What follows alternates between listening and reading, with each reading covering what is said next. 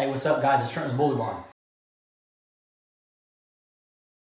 Alright, today I told you guys I was going to do a class soon, kind of talking a little bit about the upper arm and the shoulder set of the dog, and that's what we're doing today. My drawing's not perfect, but you guys will get the point. We're going to dive right in and talk about this. This right here is the shoulder blade. This is the scapula. Alright, this is the upper arm. The shoulder is attached to the body with ligaments, tendons, and muscles. It's just attached to the side of the rib cage, the side of the body, and the shoulder glides along the side of the body like that. Up here, you have a muscle that comes down and attaches to the upper arm.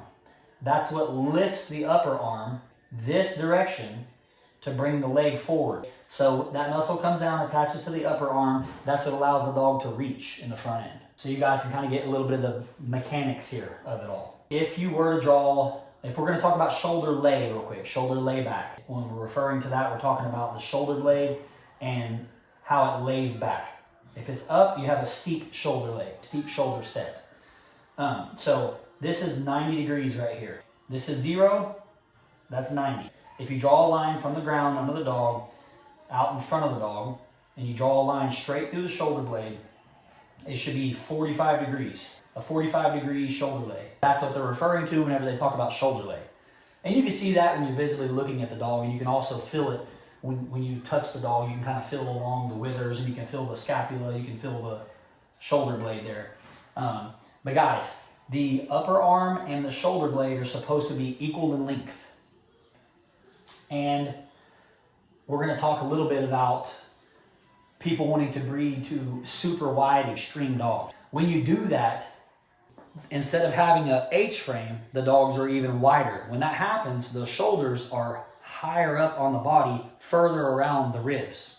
When that happens, generally the dog does not have good upper arm. It usually has a short upper arm, and it's a heavy bulldog trait.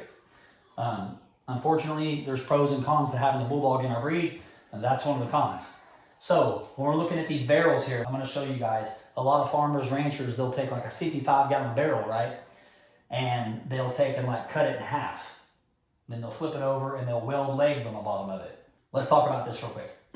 All right, so this dog right here has legs welded under, still set wide, and they make a beautiful H frame here. If I drew an H right here, that's an H frame. Now, over here, this dog's obviously wider, but what I'm going to show you is, when you look at this dog, these square tubing legs that are welded on, if you cut this barrel in half and made like a feed trough, that's what we're talking about, right? You fill it up with food, fill it up with water. If you welded the square tubing on the side of the body of that barrel, you have like 2 weld points, basically. You can weld along this side, and over here you can weld along the back side of it, where these legs are actually up under, and the metal is shaped and coped to the barrel so you can weld all the way around it. We're presenting that same thing here, guys. So, which one do you think is stronger? All right, so you fill this thing up with water enough times, it wobbles around, cows get in it, mess with it, whatever. This is not going to hold up because you only have it welded on 2 sides, this side and then the back side of it over here. Where this one is welded literally all the way around the square tube. So this one's going to fall apart, those welds are going to break, all right? And a lot of times that's exactly how the dogs are that are super wide like that. 3 to 4 years old, they fall apart. So basically we're just kind of showing you guys a little analogy here. If you look at this one where the legs are set wide on the body, these dogs are also going to have more trouble moving. A lot of times when they're that wide, they actually have to paddle the legs out wide like that to move correctly. You know, they don't stay in line or even slightly converge. They paddle real bad. And that's just part of being extreme and super wide like that, which our breed is extreme anyway. So you come over here and you look at this barrel as well.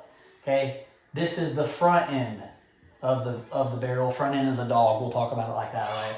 If you left the back, if the back was made just like this one, where it's up under it, you know, sturdy, strong, but the front of it was extra wide like this, like a lot of dogs we see, right? And these are welded on the side, okay, real wide, extra wide. So what's going to happen there, and that's a lot of dogs are built like this, where the front is actually super wide and extreme and wider than the rear end, okay? When that happens, it brings the front end of the dog down. The legs are wider set on the body, and you have short upper arms. So this upper arm is going to be short, and the shoulders, the legs are set really wide on the body. If you fill that thing up with water, where's all that weight going to go? All that water is going to travel to the front end because these legs are the same length as the legs on the rear, but they're out super wide. The dog already carries 60 to 70% of the weight on the front end. So what does that do? It makes them carry even more. And then the front end of the dog is down lower and the rear is high. High rear. So if you poured water in this one, and this is just a neat little analogy I wanted to show you guys. If you pour water in this one, guys, okay, and these are equal leg lengths, what's going to happen there? Nothing. What is it? It's well balanced. The water is level. It's going to stay that way. It's going to stay sturdy, stay strong. It's not going to fall apart like this dog. All right. See what else we got. Oh, I'm going to show you guys Jagger, for instance, and I'll draw some lines on him so you can see that his upper arm is close to, if not the same length as his shoulder blade. And you do get better at looking at these dogs and seeing through the skin and seeing the structure and seeing the anatomy of the dogs. But yeah, guys, you'll see it. But he's beautiful. He's got it's just a great example. We've been working on this really hard, trying to improve our structure, but not sacrifice any type on the dog. And also proportions are a big deal. If you draw a line from the point of the shoulder, which is where basically the upper arm and scapula meet right here, basically. If you draw a line, I'll show you a Jagger. This dog is my drawing, so he has a lot of extra meat here. But if you draw a line from the point of the shoulder here, all the way to the point of the buttocks, and then you draw a line from the withers all the way to the ground, those should be equal in length.